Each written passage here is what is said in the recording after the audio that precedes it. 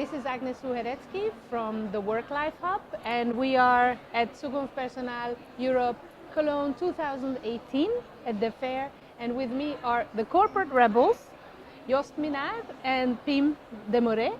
I would like to congratulate you for you had your great keynote speech there this morning. Very interesting, very energizing. You showed a fantastic video about how people conform at work and what are the dangers of a disengaged workforce.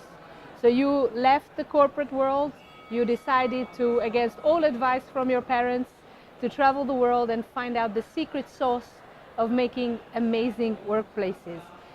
Would you like to share with those watching maybe some of the highlights of this discovery or some of the surprises or what was it that really marked you?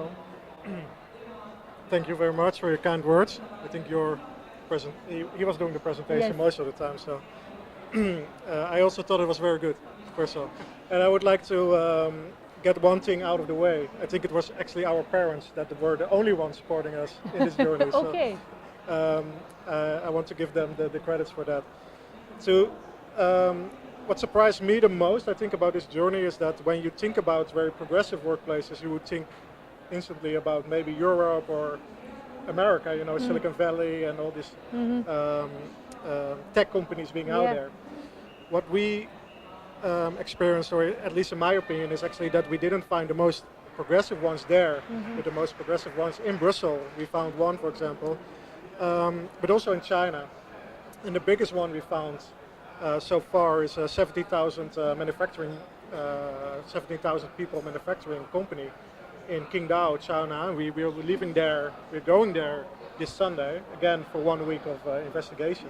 So that to me surprised me, that there's places in the world that nobody thinks about, actually we think it's backwards, that are actually more progressive than one might think. Yeah, so we always think about the Googles and the Apples and these really hailed companies and in fact you have, perhaps it's a combination of the leader, the spirit of the leader, the philosophy and the values that creates a great workplace, right? Yeah, that's it. And I think what surprised me the most in this 2.5 year research and search period for inspiring workplaces is that there's actually a lot going on already. So there's a lot of companies already experimenting with new ways of working, or some even have done it already for decades.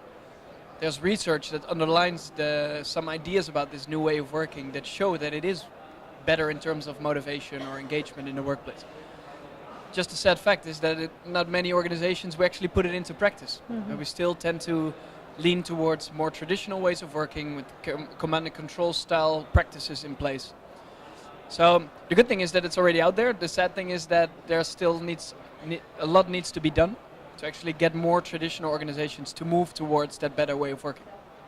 In my experience, it's startups and new companies that are built on these democratic values and values of trust and transparency and distributed leadership, or companies that are almost failing, that really have to go through a major transformation because the other scenario is inevitable. And I guess you refer to a lot of these workplaces in the middle that are chugging along just fine, but they may not know what they're losing out on being stuck in these hierarchies and fear. So how is it possible? Do you have hope that we can convince the unconvinced? Yeah, for sure. Otherwise we should not have done this in the first place. So we have hope, and we have, or at least I have good hope that we are going in a better direction, for sure. That it's going to take a long time and that it's going to take a lot of convincing. I think that's paramount too.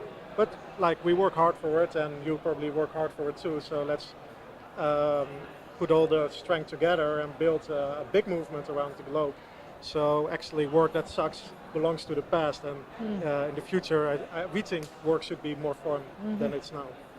And if I can ask you one advice to people watching who are working in rather traditional companies, what would be your kind of one advice to trigger this change? Well, I'm going to make it two. So forget about the hypes. So don't just listen to agile, or you should become agile, or you should become a self-managed company, or you should follow this new work movement. Or that's one, and the other part of the same thing is actually listen to employees to figure out what it is that needs to change in your company. So actually start having this conversation and listen to people, especially those at the front line, who have a good understanding of the things that get in their way and the things that suck in their workplace. Start having that discussion and then start looking for solutions to actually change it. And it doesn't all need to be that fancy with all these fancy management jargon.